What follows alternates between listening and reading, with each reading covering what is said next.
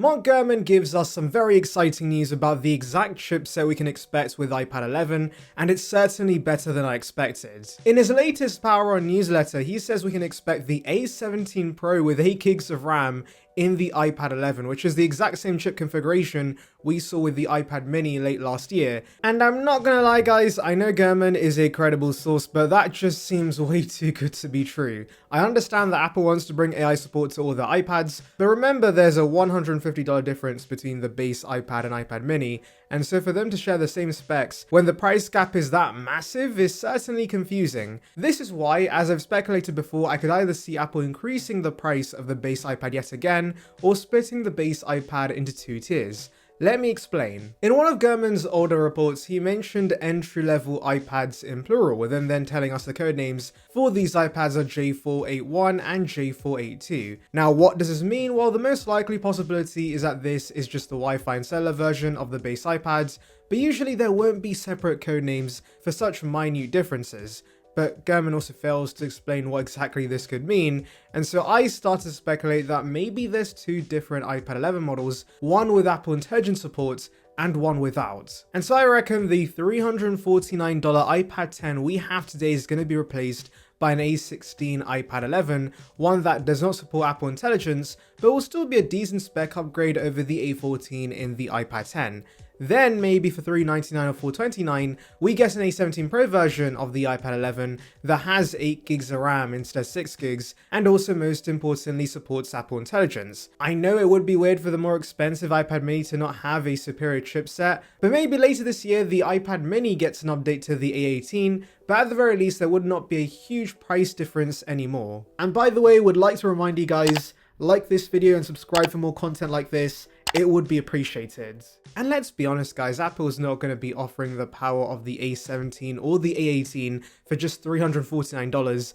That seems too good to be true. I think similar to what they did with AirPods 4, where there's a non-ANC version and an ANC version, we get 2 versions of the iPad 11. And remember when the iPad 10 originally came out, the iPad 9 had stuck around for $329, and so this would not be the first time they're splitting the base iPad into 2 models. And yeah, alternatively, Apple could of course increase the price of the iPad 11 and then keep around the iPad 10 for a lower price, but because the A14 is getting pretty old as is, I think Apple's going to launch 2 different models. I know it's weird, but we all know that Apple cares a lot about Apple Intelligence, and also they care about profit margins, and so I can see this happening. Though eventually the higher end model with the A17 Pro is going to come down in price to $349, just like the iPad 10 came down from $449 to $349. Now you may be asking, is that literally the only change that's going to set this apart from the iPad 10?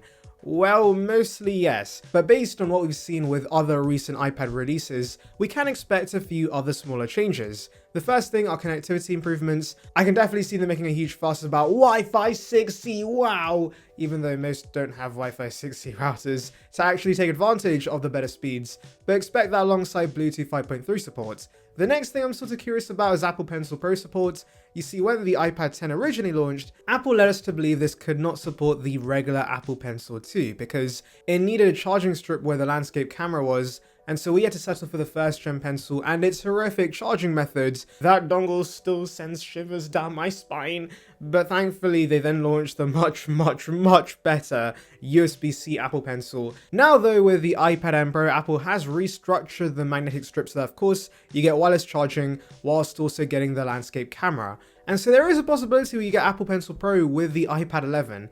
Yes, it's going to be very overkill because this pencil has bloody gyroscope support and all kinds of cool tech that's going to be wasted on a display that's still not going to be laminated and likely is going to lack P3 support, but I just want some continuity in the range. It would be nice if all iPads supported the same pencils. Remember, you won't be forced to buy the Apple Pencil Pro just like the other iPads. You can settle for the USB-C one if you don't need some of the fancier features, but considering the USB-C model lacks things like pressure sensitivity and also wireless charging, it would be nice to offer some of those features for iPad 11 consumers as well. You can argue it does not make sense for a non-Pro iPad to have a Pro Pencil, but then again, the Air Mini already support the Pro Pencil, so Apple does not give a damn about their naming scheme making any sense. The iPad Air is thicker than the iPad Pro, so yeah, just bring Apple Pencil Pro support to all non-Pro iPads. we should not need a compare page for iPad pencils. All of them should just support the same pencils. Finally, I can see them updating the colors. At the end of the day, I think that's what most consumers care about anyway.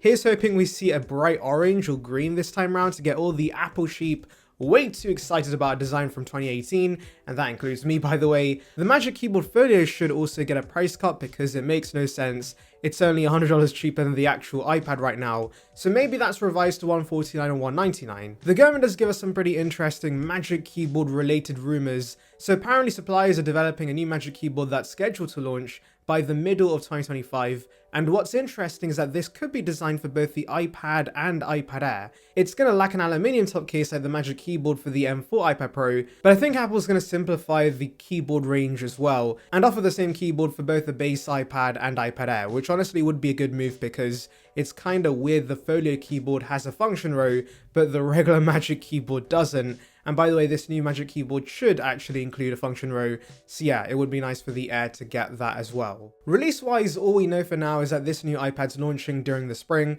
Mr. Gurman is being vague as per usual and simply says we should see it by April, and whilst it's annoying he's not giving us an actual time frame, what he says does make sense. Yes, there have been rare occasions where we've got products before spring, for example M2 MacBook Pros in Jan, but generally Apple sticks to launching products during March or April, so the new iPad launching around then does make sense. Now, could we see an event or could this be a press release? Right now unsure, and considering this is the base iPad, Apple could easily just drop this as a slight refresh. But then again, there are lots of products Apple's planning to launch in spring, so that could equate to a massive event, we shall see, but at the very least guys, we should be getting this new base iPad very soon. Anyway, let me know your thoughts in the comments, make sure to like and subscribe for more content like this, and thank you for watching. Hey, do you have a new iPhone 16 and you got a new case but you want to protect the screen? Well, let's review the ESR screen protector. Wow! I'm so excited. I'll be honest guys, I am pretty bad when it comes to installing screen protectors. I'm not that excited, but let's see how easy the installation is for someone like me who is very stupid and struggles with this a lot. So the packaging is pretty simple. It's, you know, typical screen protector box. You do have a guide, which I do appreciate, and it's a full coverage screen protector, which is very awesome. So let's open this up. We got a flap here.